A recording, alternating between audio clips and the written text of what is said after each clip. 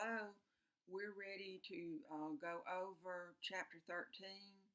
Thanks, but no thanks. This is Mr. Mouse and myself, and he's going to be my tech guy, right? Okay. Since Mrs.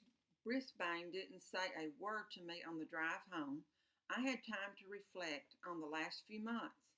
I had not had a bad experience with any of the families I had visited. In fact, they had all been gracious and welcoming, except Miranda's dog, Clem, but I knew how to handle him. In return, I'd lent them a helping paw here and there. After all, you can learn a lot about yourself by getting to know another species. I was overdue for trouble, and I was likely to get it at Brisbane's house of horrors. That's how I pictured her home, decorated with skeletons and bats and eerie jack-o'-lanterns all year long. I was shivering at the picture I had in mind when Mrs. Brisbane actually spoke. Humphrey, I need you like I need a hole in the head, she complained, excuse me. The same to you, I squeaked back rudely, knowing she wouldn't understand. I don't know what Bert's going to say about you, but whatever it is, it won't be pleasant. Nothing he says lately is, she complained. Bert? Who's Bert? Then I realized it must be her husband, the one who's sick. Well, I'm certainly not looking forward to meeting him based on what I just heard. It won't be much of a Thanksgiving, she said. We don't have much to be thankful for this year, but I'll try. Good for you, I squeaked. She almost smiled. Thanks for the support. The Brisbane house was yellow with white shutters and lots of big trees, and colored leaves covered the front yard. And on top of everything else, I have to rake, Mrs. Brisbane said through gritted teeth. Inside the house was surprisingly cozy. Not a skeleton or bat in sight. Lots of pretty pictures on the walls and some big yellow flowers in a vase on the table. Bert, I'm home, Mrs. Brisbane called out. A few seconds later, an old man rolled into the room in a wheelchair. His gray hair was uncombed and stuck out in places it shouldn't. His chin was covered with gray stubble, and he wore very wrinkled tan pajamas. His expression was so sour, he looked as if he had just drunk a glass of vinegar. Mrs. Brisbane set my cage on the low coffee table. We have a guest for the weekend. I could tell that she was trying to sound cheery. His name is Humphrey. Mr. Brisbane sneered. This is unacceptable. But all the little pay you get, and that school can't force you to spend your weekend babysitting a rat. I bit my tongue, and I kept from saying something unsqueakably bad. They're not forcing me, said Mrs. Brisbane. It's just that no one else could do it. Let's not make a mountain out of a molehill. Pardon me, but I resented being called a molehill almost as much as being called a rat. Mrs. Brisbane quickly changed the subject. I thought that you were going to get dressed today. Why should I? I'm not going to see anybody, Bert Brisbane growled, except you and that rat. Mrs. Brisbane got up and walked out of the room without saying another word. Boy, nobody in room 26 could get away with talking to Miss Brisbane like that. I wished I could send her to her husband. I wish I could send her husband to Principal Morales' office right now. Everything was real quiet around the house for a while. Mrs. Brisbane changed her clothes to jeans and moved my cage onto a card table in the corner of the living room. Then she sat down to read Guide to the Care and Feeding of Hamsters and the chart my classmates kept on me. Looks like your friends have been taking good care of you, she said.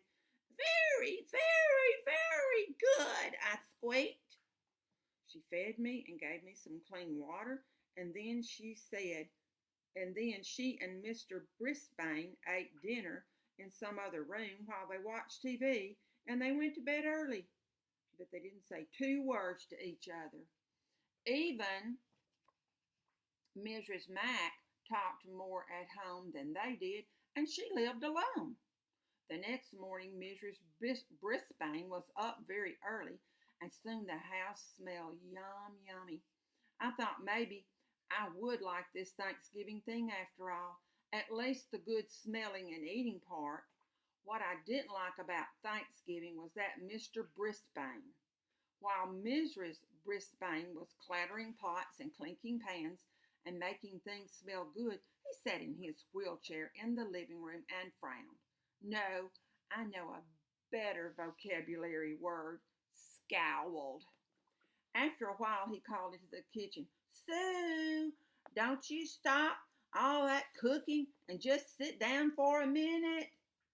Mrs. Brisbane popped her head out the door and said, It wouldn't be Thanksgiving without turkey and all the trimmings.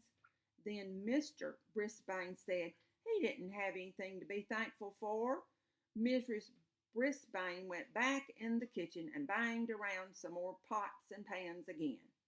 That sour expression on that old man's face was starting to get to me, so I decided to take a little spin on my wheel. I really got that thing going at high speed. I was going so fast I couldn't even see whether Mr. Brisbane was smiling or frowning. Finally, Mrs. Brisbane came into the room to sit down. Would you look at that, Sue? Her husband asked. He does that all the time, she said, just spinning his wheels like me, stuck in a cage and going nowhere. Mr. Brisbane's voice was so grim, I stopped spinning. Whew, I was a little dizzy. You're wrong, Bert, said Mrs. Brisbane. Humphrey's not stuck. He goes everywhere. Every weekend he goes to another house. He eats different foods. He gets out of his cage and he runs through a maze. He runs and jumps and climbs. You're the one spinning your wheels and going nowhere. You're stuck in a cage. But it's a cage you made. Well, you could have knocked me over with a feather when I heard Mrs. Brisbane talk that way. Mr. Brisbane was surprised too. Do you think that I wanted that car to hit me? Do you think that was my choice? He asked. Of course not, Bert. I'm so grateful you lived through it. That's the point. You're alive. But you sure don't act like it. With that, Mrs. Brisbane got up and went back into the kitchen.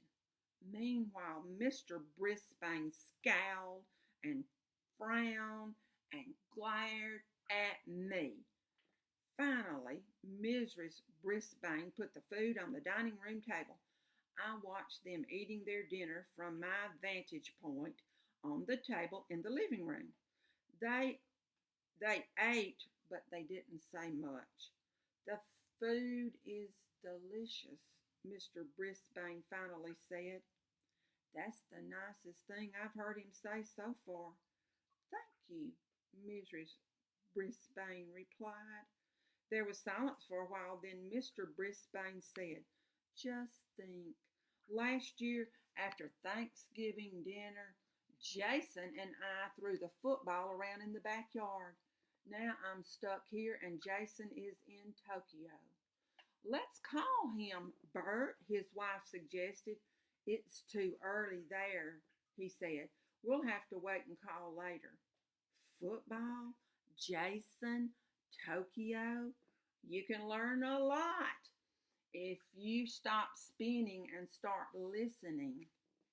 I listened late that night when they called Jason, who turned out to be their grown-up son who was working in Tokyo, which is far away, even farther than Brazil, according to the maps in room 26. Boy, there were more Mrs. Brisbanes than I'd ever dreamed. One was mean to me. One was nice to the students. One was a wife. Another one was a mother. One was a cook. One wore dark pantsuits.